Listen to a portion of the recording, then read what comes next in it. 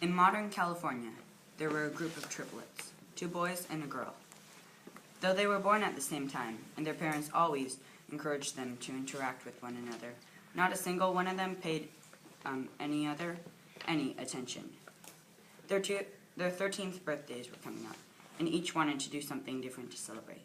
The eldest, by 1 minute, decided to walk through the downtown, looking for ideas on posters that may be around the town. However, he loved to prank people, and when he saw a new party store in town, he got an idea. That's what I'll do for my birthday. The sister, in the middle, by 30 seconds, went to her friend's house to talk about what she wanted to do.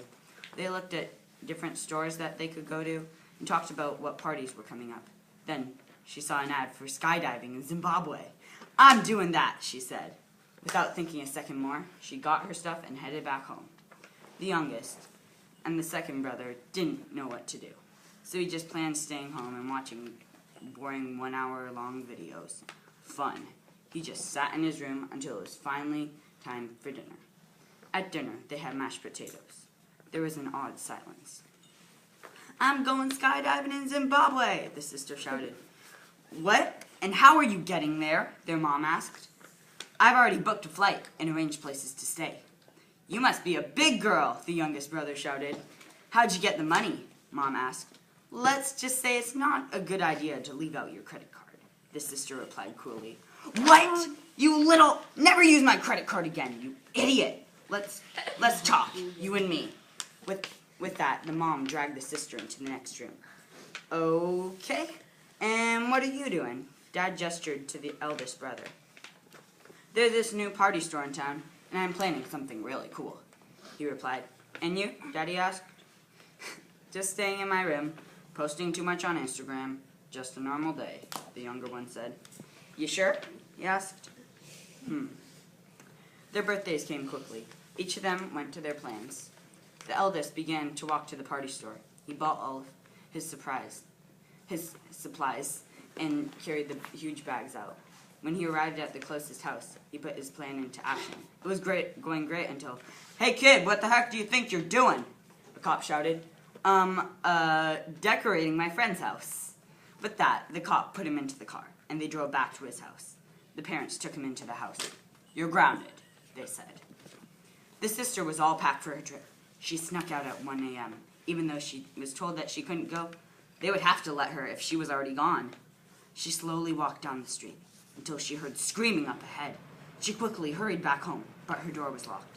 She quickly ran around the house and got up on the deck. The footsteps came closer.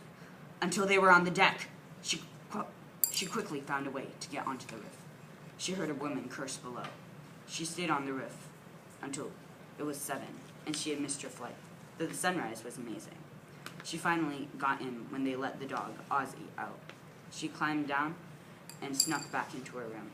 "I guess no skydiving for me." She stayed in her room for the rest of the day. Being bored, the youngest decided to take a walk in the park. Then he spotted a raggedly dressed man. "Excuse me, I don't mean to interrupt you, no beg. I would only like some help for my daughter. Today's her birthday." He gestured to a girl, around 10 years old, behind him. She had long black braids, and her dark skin was caked with dirt. She examined a ladybug who was crawling through the grass. "Hey," he said. "Hi." They talked all day, and time went fast. "You know, I really appreciate your doing this. No one ever pays me no mind, and you've made my birthday special. You know, it's my birthday, too." "Really?